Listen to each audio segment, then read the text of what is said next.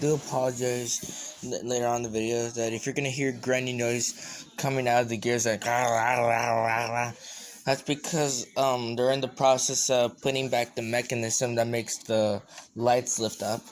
I accidentally melted half of the gear, so yeah, it was an accident though, so I really didn't mean to do it. So problem was when I got it, soon after about a few hours of not using it, the motor coil or something like that, whatever you want to call that. Here, I'll be right back. A few moments later. I'm back. So this what I'm talking about. Apparently this one went bad, so I tried lubricating that, and more I let the thing run, the worse it got, unfortunately. So it kept on squeaking and squeaking. So I ended up putting a new one in it. So this is the old one. So yeah. So he's a piece of junk.